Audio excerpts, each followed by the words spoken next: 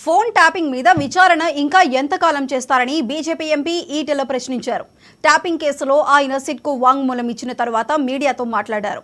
తన ఫోన్ అనేకసార్లు ట్యాప్ చేశారని, ఈటెల ఆయన భార్య మాట్లాడుకునే సంభాషణలు కూడా విన్నారని చెప్పారు. బీఆర్ఎస్ హయాంలో కేసీఆర్ తన ఇష్టానికి పనిచేసేవారిని ఉన్నత స్థాయిలో నియమించుకున్నారని, ట్యాపింగ్ వెనుక ఎవరున్నా ప్రభుత్వం కఠిన చర్యలు తీసుకోవాలని డిమాండ్ చేశారు. ఇవాళ కాల్ డేటాలో వాళ్ళు చూపించడం జరిగింది. 2023లో గజ్వేల్లో పోటీ చేసినప్పుడు కానీ, మళ్ళీ హుజరాబాద్లో పోటీ చేసినప్పుడు కానీ ఇదే దుర్మార్గమైనటువంటి పద్ధతి కొనసాగింది. మేము మునుగోడులో బై ఎలక్షన్స్ వచ్చినాడు ప్రతి క్షణం మేము ఎక్కడ పడుకున్నాం, ఎక్కడ తింటున్నాం, ఎవరితో మాట్లాడుతున్నాం, ఏం చెప్తున్నాం, ఇవన్నీ కూడా అంటే కేవలం దమ్ము లేనివాడు, ధైర్యం లేనివాడు, డైరెక్ట్గా యుద్ధం చేసేటువంటి సత్తా లేనివాడు ఇట్లాంటి దుర్మార్గాలు కొనిగడతాడు. ఇవన్నీ నేను డిమాండ్ చేస్తున్నా ఈ ప్రభుత్వానికి.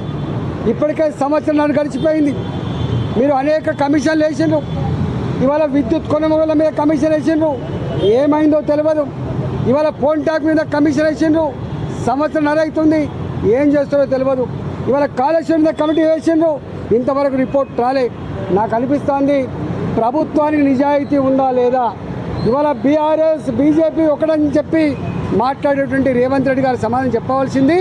ఇవాళ మీరు కనుక బీఆర్ఎస్ కాంగ్రెస్ పార్టీ కనుక లోపాయికారి ఒప్పందం లేకపోతే, లాలుచి పడకపోతే ఎందుకు తూతూ మంత్రంగా, ఎందుకు నత్త నడకన ఈ ఎంక్వైరీ జరుగుతూ ఉన్నాయి, ఎందుకు ఎంక్వైరీ రిపోర్ట్స్ బయట పెడతలేరు, ఎందుకు బాధ్యత మీద చర్య చేపడతలేరు, సమాధానం చెప్పాల్సిన బాధ్యత ఈ రాష్ట్ర ముఖ్యమంత్రి గారు ఉందని చెప్పి హెచ్చరిస్తాను.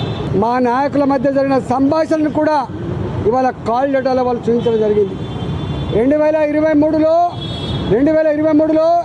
గజ్వేల్లో పోటీ చేసినప్పుడు కానీ, మళ్ళీ హుజరాబాద్లో పోటీ చేసినప్పుడు కానీ ఇదే దుర్మార్గమైనటువంటి పద్ధతి కొనసాగింది. మేము మునుగోడులో బై ఎలక్షన్స్ వచ్చినాడు ప్రతి క్షణం మేము ఎక్కడ పడుకున్నాం, ఎక్కడ తింటున్నాం, ఎవరితో మాట్లాడుతున్నాం, ఏం చెప్తున్నాం, ఇవన్నీ కూడా అంటే కేవలం దమ్ము లేనివాడు, ధైర్యం లేనివాడు, డైరెక్ట్గా యుద్ధం చేసేటువంటి సత్తా లేనివాడు ఇట్లాంటి